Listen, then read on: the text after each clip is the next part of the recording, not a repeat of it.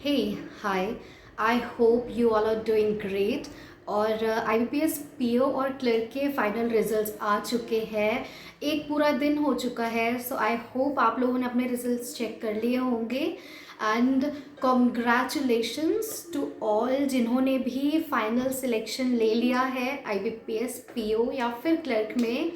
And उन सब के लिए जिनका इस बार फॉर सम रीज़न नहीं हो पाया है, कुछ मार्क्स से रह गया या फिर लाइक 0.5, एक नंबर, 1.5 नंबर, या फिर कोई भी रीजंस की वजह से नहीं हुआ है, प्लीज़ डू नॉट वरी। हम सब जिन्होंने आज सिलेक्शन लिया है वो आपके ही समय पर पहले थे, उसी फेज़ में थे। मैं भी उसी फेज़ में थी जब मेरा सिलेक्शन नहीं हो रहा था, मेरे प्री भी नहीं निकल रहे थे, कुछ मार्क्स से रह जा रहा था। मुझे ऐसा लग रहा था कि मैं अच्छा कर रही हूँ, बट फॉर सम रीज़न मेरे पेपर क्लियर नहीं हो रहे थे। तो प्लीज़ प्लीज़ प्लीज़ लगे रहो, कंटिन्यू रखो अपनी पढ़ाई, क्योंकि यू नेवर नो, आज हम हैं और कल आप इसी जगह में होंगे, कल आपका सिलेक्शन होगा एंड 100% होगा। So please focus on your studies and analyse your mistakes कि क्या ऐसी चीज़ें हैं जो आप गलत कर रहे हो, क्योंकि ये पार्ट तो ना बहुत ज़रूरी है। अगर तब भी आप वही गलती कर रहे थे, अब भी कर रहे हो, आगे भी वैसे ही पढ़ाई करोगे, तो भाई ऐसे पढ़ाई से तो निकला नहीं, मतलब कुछ तो चेंज करना पड़ेगा फॉर द बेटर। तो जिसने एनालाइज कर लिया ना कि हमसे क्या गलती हुई है, वो नेक्स्ट टाइम 100% अपनी डील क्रैक कर लेगा, उसे मिल जाएगा सिलेक्शन।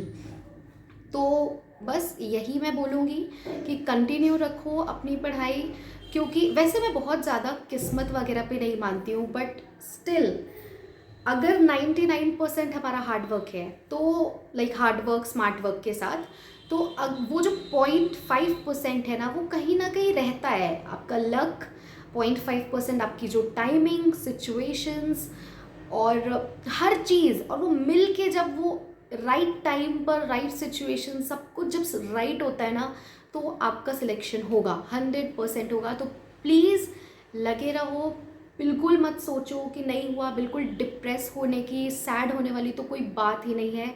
मुझे पता है आप लोगों के मन में भी आ रहा होगा कि ये बोलने वाली बातें हैं या बोलने में बहुत इजी रहता है, तुम्हारा हो गया है इसलिए तुम, बट ऐसा बिल्कुल नहीं है। हमारा भी नहीं हो रहा था, हम सब इसी फेज से निकलते हैं सब। बहुत कुछ ऐसे लोग होते हैं जो अपना फर्स्ट अटेम्प्ट में क्लियर करते हैं, बिकॉज वो बहुत शायद क्लियर माइंड से करते हैं, वो सारी सब चीज़ें बहुत सही कर रहे होते हैं, राइट। तो बस यही है। और अब रही बात कि मेरा IBPS PO का क्या रहा है फाइनल रिजल्ट्स, तो यस, मैंने IBPS PO भी क्लियर कर लिया है एंड मुझे बहुत अच्छा ही स्कोर मिला है। मैंने वैसे तो मेंस के स्कोर कार्ड का वीडियो बनाया था, बट स्टिल आज भी मैं आपको अपना फाइनल स्कोर कार्ड और मेंस का स्कोर कार्ड दिखा दूंगी। और मुझे मेरा जो मैंने फ़र्स्ट प्रेफरेंस डाला था, तो मुझे फ़र्स्ट प्रेफरेंस बैंक मिला है, जो कि है बैंक ऑफ बड़ौदा। तो यस, मैंने बैंक ऑफ बड़ौदा में as a probationary officer final selection ले लिया है and yes, I am very very very very happy. एक कौन नहीं होता है कि इतने बुरे दिन देखने के बाद आप जब बैक टू बैक सिलेक्शन ले रहे होते हो, एक मैनेजर ग्रेड पे फिर दूसरे में, तो खुशी की बात तो है, राइट। एंड डोंट वरी, आप सबके दिन आएंगे, और जिनके आ गए हैं, a big congratulations to you all. मैं आपको अपना स्कोर कार्ड दिखाती हूँ IBPS PO मेंस का, लेट्स सी। तो मुझे आउट ऑफ 100 45.33 मिले हैं फाइनल जो इंटरव्यू और मेंस का जो मिलाकर वेटेड होता है उसमें। और बैंक ऑफ बड़ौदा मिला है अनरिजर्व्ड कैटेगरी से, ऑब्वियसली मैं जनरल कैटेगरी से हूँ इसलिए। यहाँ पर आप मेरा मेंस का स्कोर कार्ड भी चेक कर सकते हो कि मुझे रीजनिंग और कंप्यूटर में 28.5 मिला था, जनरल अवेयरनेस में 8.75, इंग्लिश में 22.25, डेटा एनालिसिस मतलब क्वांट्स में 7.5 और डिस्क्रिप्टिव में मैंने 20 लाया था 25 में से। ओवरऑल मुझे 87 मिला था, ठीक है। जनरल का कट ऑफ जो था वो ऑब्वियसली 66.5 गया था और मेरे मेंस में ऑलरेडी कट ऑफ से 20.5 मार्क्स ज़्यादा थे। तो हाँ, मेरे लिए थोड़ा इजी था, बट स्टिल अगर मैं 80-20 का रेशियो निकालूं तो यू कैन सी कि मैंने फाइनल स्कोर जो मेरा 45.33 आया है, और 87 को अगर मैं 80 का रेशियो लूँ तो 30.93 बनता है। और इंटरव्यू में अगर मैं देखूँ तो मैंने 14.4 स्कोर किया है। 14.4 को अगर मैं 20 का रेशियो दूँ तो जो कि 72 आता है। तो 72 इज़ अ गुड स्कोर, मतलब it is not at all bad. जिस टाइप की मेरी प्रिपरेशंस थी इस IBPS के इंटरव्यू के लिए, मतलब I was not at all ready. तो फिर भी अगर मुझे इतना मिला है जैसा मेरा इंटरव्यू गया था, जो मेरी एक्सपेक्टेशंस थी उसके हिसाब से, तो भाई मैं इसलिए सेटिस्फाइड हूँ। और बस ऐसा ही है फिर। Okay, so as you have all seen मेरा स्कोर कार्ड कैसा रहा और कैसा स्कोर किया मैंने, तो मैं तो बहुत सेटिस्फाइड हूँ। क्योंकि इंटरव्यू की अगर मैं बात करूँ तो मैंने इसके इंटरव्यू के लिए सच में कुछ भी स्पेसिफिक प्रिपरेशन नहीं किया था। पहले मतलब एंड तक तो मुझे ये भी लग रहा था कि मैं नहीं देती हूँ इंटरव्यू, नहीं देना चाहिए क्योंकि कुछ पढ़ा नहीं है। ऊपर से उसी वीक में मतलब हमारी जॉइनिंग का भी था, RRB की जॉइनिंग है करके, और उसी में 3-4 दिन बाद इंटरव्यू भी था, जो कि बहुत हेक्टिक हो रहा था मुझे। अब शॉपिंग भी करनी है, अब क्योंकि हम फर्स्ट टाइम बाहर जा रहे होते हैं, हमें सब कुछ प्लान करना है, उस बीच आपको पढ़ना भी है। आपको लाइक मैं जबलपुर में रहती हूँ और मेरा इंटरव्यू भोपाल में था, so it's like more than 500 kilometres हो जाता है। तो वहाँ जाके इंटरव्यू देना है, जॉइनिंग भी है, new place, like everything is new. बहुत डिफ़िकल्ट था हर चीज़।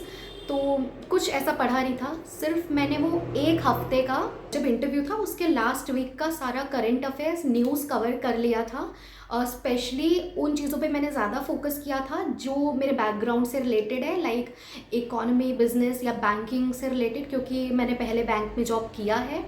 और जैसे कि मैं डिफेंस बैकग्राउंड से आती हूँ, आर्मी ब्राट हूँ, तो मैंने डिफेंस से रिलेटेड भी न्यूज़ सारी कवर की थी। तो न्यूज़ वाला मैंने सब किया था ताकि मुझे थोड़ा सा क्या चल रहा है वो आइडिया रहे।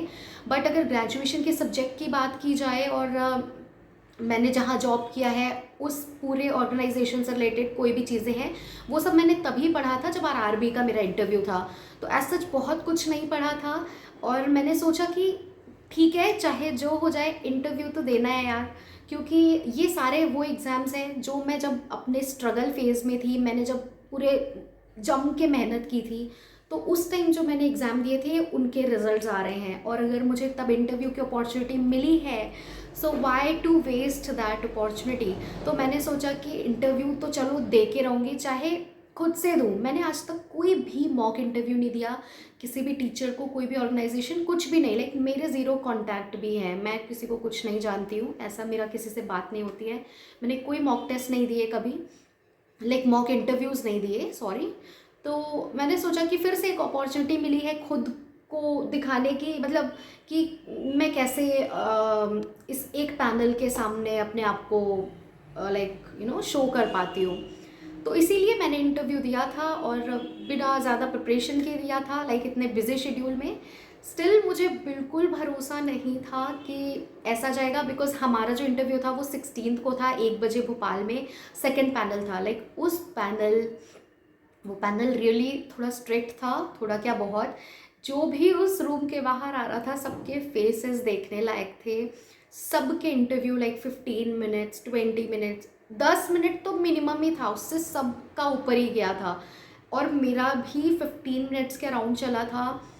कुछ इंट्रोडी, कुछ लाइक बैक टू बैक इतने क्वेश्चंस तो मैं लिटरली सोच रही थी कि RRB में तो इसके हाफ भी नहीं पूछे गए थे। इतने questions, back to back questions, and I was like sorry sir, can I take few seconds. वो हंस रहे हैं और लाइक मेरे रोने जैसी शक्ल हो गई थी। तो बहुत ऐसा था। मैं इंटरव्यू के ऊपर एक स्पेसिफिक वीडियो लाऊंगी, आई नो मैंने RRB में भी बोला था। बट नहीं आया है ऐसा कुछ। बट अभी बहुत जल्दी मैं दोनों वीडियो लाने वाली हूँ। जो भी क्वेश्चंस मुझे याद हैं कि ये पूछे थे, वैसे तो मैं भूल गई हूँ नोट डाउन करना, but still I remember some of the questions जो मैं उस वीडियो में ज़रूर मेंशन करूँगी। और बस अभी रही बात आईबीपीएस क्लर्क की, तो आई डोंट नो मैं किस मुंह से ये चीज़ बोलूँ कि मैंने आईबीपीएस क्लर्क मेंस क्लियर नहीं किया है। आई नो मैं बहुत ईजिली कर सकती थी, बट पता नहीं क्या ही है। उस दिन आई थिंक मेरे 2 एग्ज़ाम्स थे, शायद NIACL का भी था, ऐसा कुछ कंटिन्यूसली था।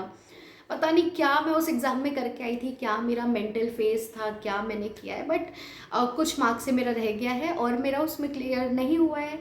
And I don't worry because PO में मैंने सिलेक्शन लिए हैं दोनों, तो मुझे एज सच कोई भी दिक्कत नहीं है, कोई इशू नहीं है, सब अच्छा है। हाँ मुझे अजीब तो लग रहा है बोलते टाइम, बट ठीक है, कोई बात नहीं, कोई बात नहीं। जो मुझे चाहिए था वो मुझे मिल चुका है and I am really very very satisfied and very very happy. तो बस यही है। और मैंने आप लोगों को बताया भी नहीं है कि मेरा आरआरबी का जॉइनिंग वगैरह का क्या है, कैसा है।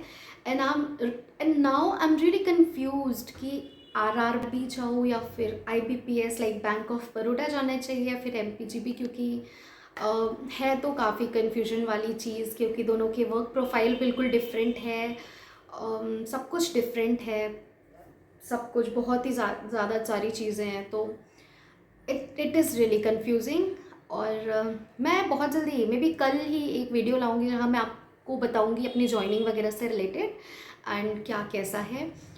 और बस आप लोग भी मुझे कमेंट सेक्शन में कमेंट करके बताइए कि आपका रिज़ल्ट कैसा रहा, आपने कितना स्कोर किया है, इंटरव्यू में कितने मिले हैं और कौन से बैंक में आपका सिलेक्शन हुआ है, and also are you going to join that specific bank, अगर जैसे किसी के दो दो या मल्टीपल सिलेक्शंस हुए हैं तो उनके लिए।